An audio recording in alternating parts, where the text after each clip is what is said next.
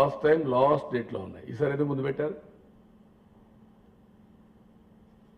There is no answer for that. ఇంకొక పక్కన ఈరోజు ఆయన చెప్పిన వ్యాఖ్యలు చూస్తే మేము ఆత్మపరిశీలన చేసుకోవాలని. మేము ఆత్మపరిశీలన చేసుకోవడం కాదు, ఆత్మపరిశీలన మీరు చేసుకోవాలి. We are demanding on behalf public. దీంతో ఆగదు ఇది. అన్ని స్టేట్స్కి వెళ్తాం, అన్ని మీటింగ్లు చెప్తాం, అన్ని పార్టీలు టేకప్ చేస్తాం, మళ్ళా సుప్రీంకోర్టుకి వెళ్తాం. ఇది తేలే వరకు ఎందుకు మీరు దాచిపెడుతున్నారో ప్రజలకు మీరు చెప్పాలి. చెప్పే వరకు వదిలిపెట్టే సమస్య ఉండదు. 1500 వీవీప్యాట్లు కౌంట్ చేసి సరిపోయినాయని చెప్పి లెక్కలు చెప్తున్నాడు. మొత్తం రాజస్థాన్ గవర్నర్ నియమావళి ఉల్లంఘించారని కమిషన్ తీసుకుంటూ సరిపోయింది, ఏం యాక్షన్ లేదు.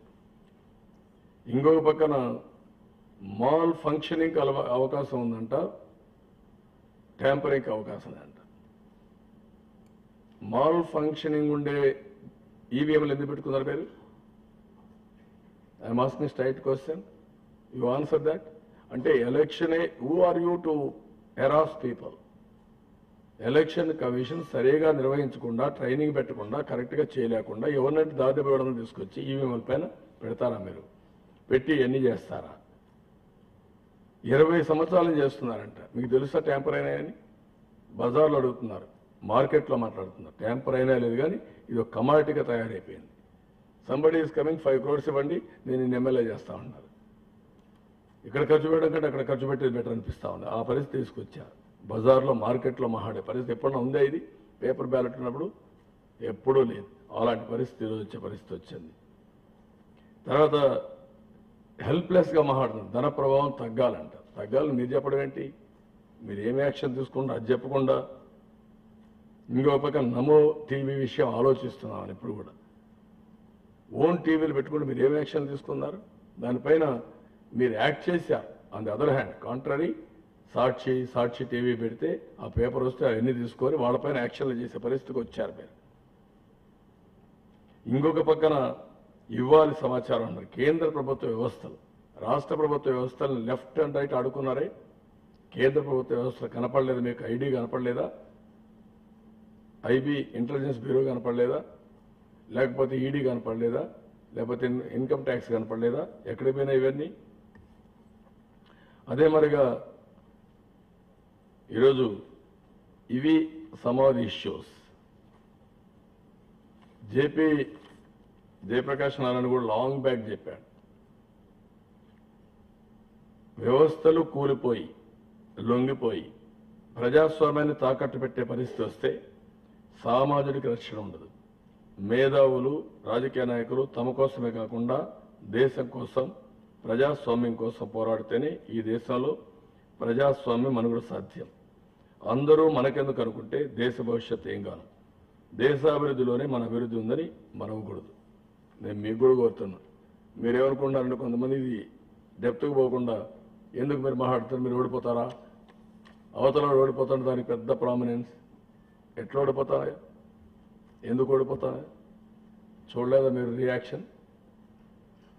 ఎంత ఉధృతంగా పబ్లిక్ వచ్చారు. What is the indication? డెమోక్రసీని అపహాస్యం చేస్తే మీరైనా కొంచెం రాజీ పడుతున్నారు, కానీ పబ్లిక్ రాజీ పడలా. ఒక కాల్ ఇచ్చాను 4:35కి, ఎండల్లో బులోమని వచ్చి పడుకున్నారు. 4:30 వరకు ఉన్నారు. వాళ్ళకి చేతులతో వాళ్ళకి పాదాభివందనం చేస్తున్నారు. అదే మరి హైదరాబాద్ నుంచి ఒక్క మాట చెప్పే కొందికి ఇన్సెక్యూరిటీ వచ్చి చెక్ పోస్టులు ఎక్కడ ఏమి లెక్క పెట్టుకోకుండా దొరికిన వాహనంలో పరిగెత్తా వచ్చాడు. నిన్న కూడా నేను ఫీల్ అయ్యా, బాధపడ్డా. తిరిగి పోవాలంటే బస్సులు లేవు. ఇక్కడ ప్రభుత్వం కూడా కోఆపరేట్ చేయలేదు. బికాస్ నా కంట్రోల్ లేదు ఈ ప్రభుత్వం. రాష్ట్రం కోసం వచ్చిన వాళ్ళకి తిరిగి బస్సులు లేకపోయాను. నేను బాధపడుతున్నా, సిగ్గుపడుతున్నా. ఆ శక్తి లేకుండా పోయేదాని వల్ల. ఈరోజు రాత్రి లేటుగా పోయారు వాళ్ళంతా. రాత్రి పోతే బస్సులు లేకుండా ఏదో ఒకటి పోవాలి, మళ్ళీ పని చేసుకోవాలి పోయని నానా అవస్థలు పడి తిరిగి వెళ్ళారు. వై? ఎందుకు వాళ్ళు ఆ సాక్రిఫైస్ చేశారు? అన్యాయం జరిగిందని.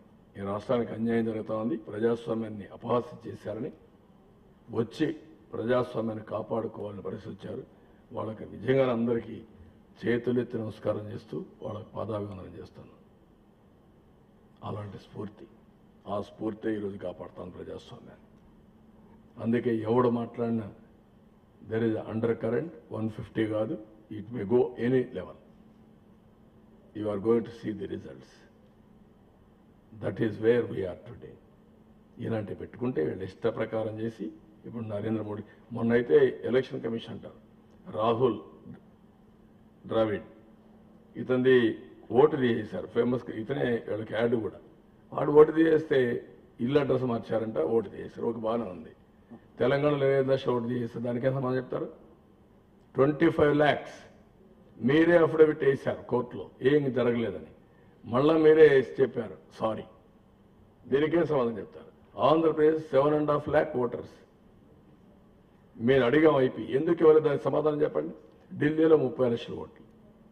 ఒక వ్యక్తి ఇవన్నీ చేయగలిగితే ఏదైనా చేసే అవకాశం ఉందా లేదని అడుగుతున్నా. కాబట్టి ఇవన్నీ కూడా గుర్తుపెట్టుకోవాల్సింది. ఈరోజు తెలుగుదేశం పార్టీ కోసం నేను పోరాడడంలా, మొదటి నుంచి కూడా తెలుగుదేశం పార్టీ విజయం కోసం పోరాడాల. 2009 తర్వాత తెలుగుదేశం పార్టీ అప్పుడు విజయం కాదు కదా, 2014 చూసాం, ఇప్పుడు చూసాం. నిన్న మీరు చూశారు, ఇక్కడ ఒక ఆయన మాట్లాడుతున్నాడు. ఏం మాట్లాడుతున్నాడు? బ్రహ్మాండంగా ఎలక్షన్ కమిషన్ బాగా పనిచేస్తే ఆయనకు ఒక కంగ్రాచులేటింగ్ లెటర్ పంపించాడు, అప్రిషియేట్ చేస్తూ. ఎంత మహానాయకులండి.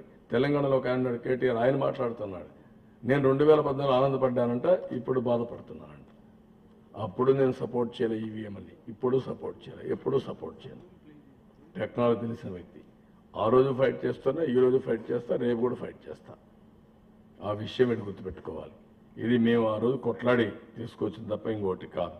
ఈరోజు మేము పోరాటం మాకోసరం కాదు, వ్యవస్థల్ని కాపాడుకోవడం, ప్రజాస్వామ్య వ్యవస్థలు ఏవైతే ఉన్నాయో కాపాడుకోవడం. రెండోది డెమోక్రటిక్ ఇన్స్టిట్యూషన్స్ కాపాడుకుని డెమోక్రసీని కాపాడవలసిన అవసరం ఉంది. అందుకే ఎన్నికల కమిషన్ కూడా ఈరోజు మిస్యూజ్ చేస్తున్నారు. దానికోసం మేము